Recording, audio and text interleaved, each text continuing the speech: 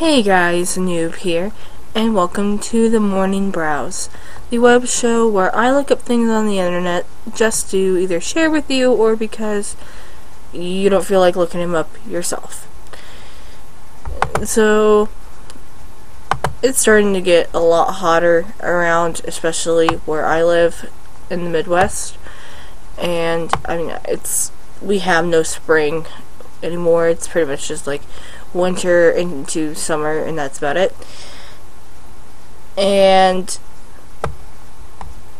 this week has been like 90 degrees, super humid, and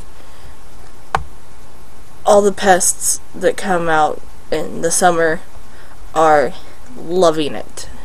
So I'm going to share some pest preventatives with you for some of the more common pest issues, especially this time of year. So the first one is flies. You know, you have your house open more than likely, more often than you used to, and they just, I don't know, they like hang out around the door. I don't get it. But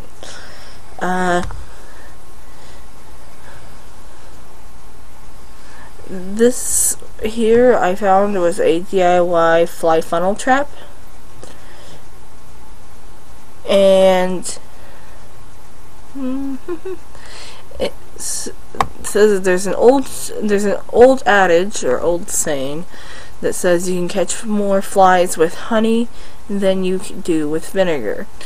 Well, that's because you kind of do.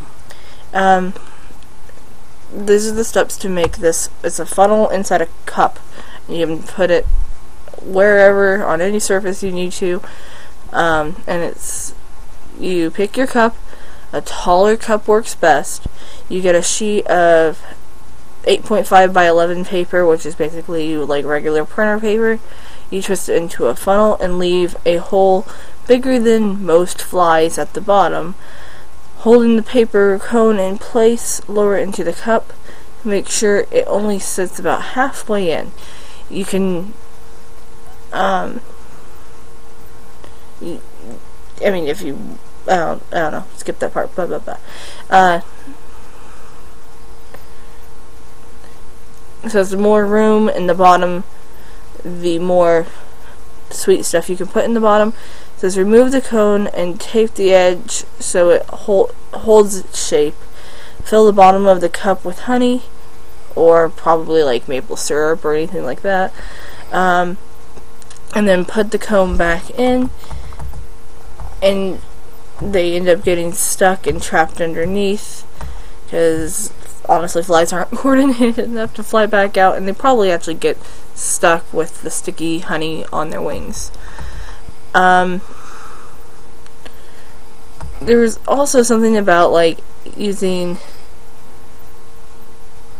it says an electric fly zapper works wonders, and I'm like, how expensive would that be? And you can actually get a electric fly swatter bug zapper, and it looks like this weird tennis racket for like $20 online.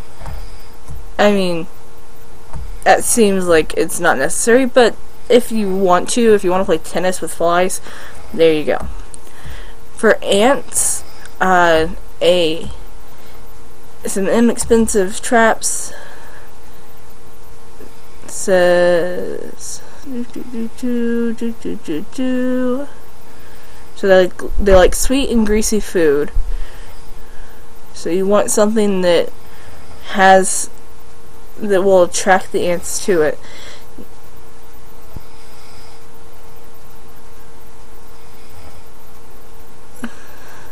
Okay, my parents, for some reason, every year they have like this ant colony that migrates through their house. Like, they don't go under it.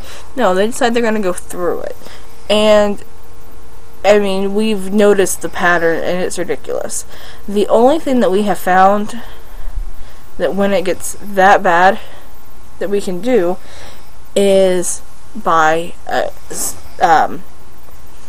a brand called Taro, and Taro looks like this little plastic box, and it has this like sweet sticky poison in it, and the ants are attracted to it. They'll eat that, but it won't kill them for a while. They'll actually take it back with them to the colony and infect the colony.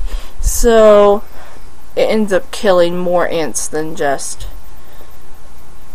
the one, and plus you're not having a million dead ants in your house that you have to sweep up, because most of them die on their way back, or when they are back.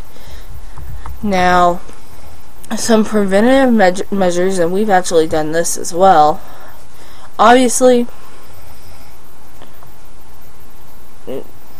be picky on where you eat, clean up where you eat, all that good stuff. You don't want to be eating somewhere where something can fall like into a couch cushion or onto the floor underneath the couch, because ants will find it, and there'll be so many more than what there needs to be for that one piece of dropped food. But something that we have done many a time is we have laid down baby powder lines, because like talc powder or any of that sort of powdery stuff actually gets into the joints of the ant and makes it so they can't move, and they cannot cross it. Things that you can use for that are you can either use chalk, which is talc,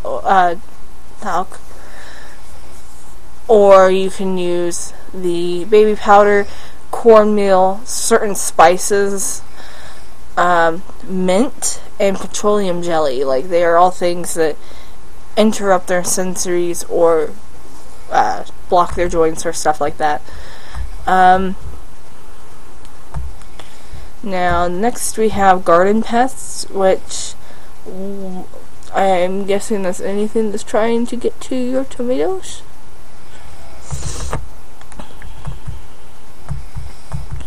Okay, it says 1.5 tablespoons of liquid biodegradable soap, a quart of water, and a couple drops of orange or lemon. And that's a garden pest-free, like, that shouldn't be harmful to your garden. Says that it can take care of most aphids, or like stink bugs, mites, white flies, thrips, mealybugs, and actually the only main preventative I've seen for even like spiders and stuff like that is citrus. So I tend to use more citrusy scents around the house because they just don't like it. It's kind of like garlic to a vampire. It doesn't hurt them necessarily, but it's just really freaking annoying. Now, the worst one of all is mosquitoes, and I have mosquito bites all over my back, all over my arm. I have like 20-30 mosquito bites. So this is one I really want to know about.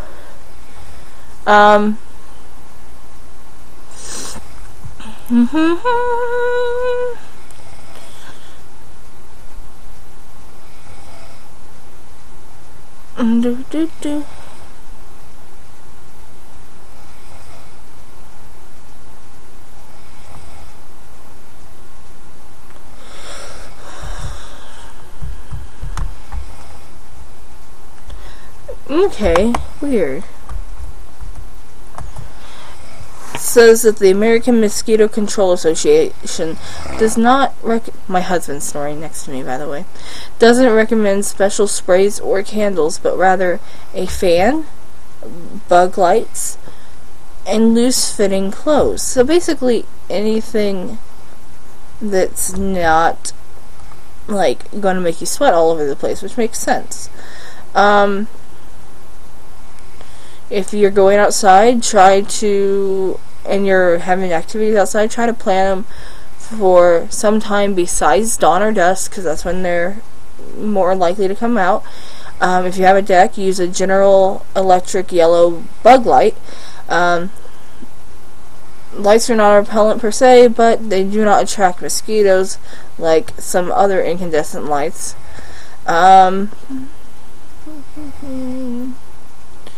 Okay, mosquitoes are weak flyers, so if you put a fan, it will kind of deter them because it'll be harder for them to fly in the area. Citronella candles have a mild repellent effect, but